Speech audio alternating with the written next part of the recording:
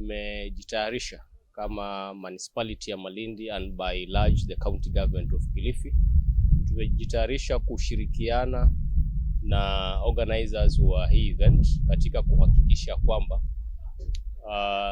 the visitors that will come here will enjoy unforgettable experience, na tutaweza kuhakikisha kwamba Malindi inakuwa katika map ya the best tourism destination. Mambo ya preparedness tumeweza kufanya ni kama vile kuhakikisha kwamba barabara zetu zinasimamiwa vizuri, kama vile ilivyotangazwa na kikosi cha usalama.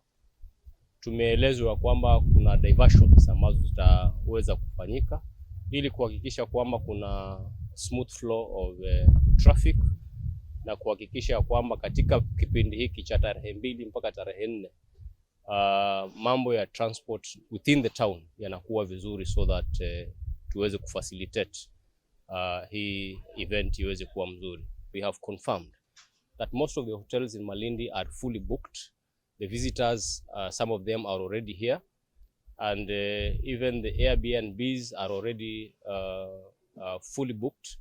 This is an indication that the economy has benefited and is going to continue to benefit. Tumeweka security ya kutosha ndani ya events na outside events. Tutakuwa na security ya kutosha. Tuko na vitengo mbalimbali. Tuko na kitengo cha General Service Unit, tuko na RDU, Prison, KWS, GPU and KPS.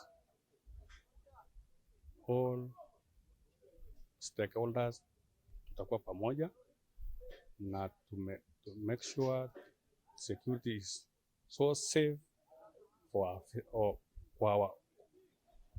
kwa wageni wetu.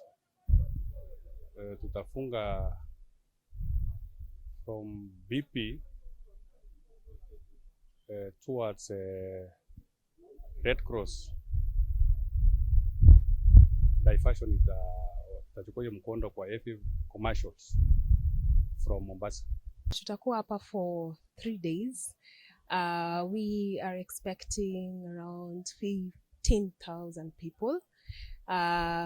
Yeah, and we are ready for you. Like, as you can see, the security will be very tight. We have done all the necessary preparations just to make sure that this becomes one of the best events of the year. The measures zenye tumejaribu kuchukua is just to make sure that we work closely with all the necessary stakeholders in as far as security, medical, and all of those things are concerned. And we've made sure that even qua ground, like, we will have enough personnel in terms of security, enough personnel in terms of medics, and everything else in as far as just making sure that everyone is safe and kila kitu ina run smoothly. The event is part of promoting the tourism. On our lineup, we also have several acts who are not from the country, they are from other countries.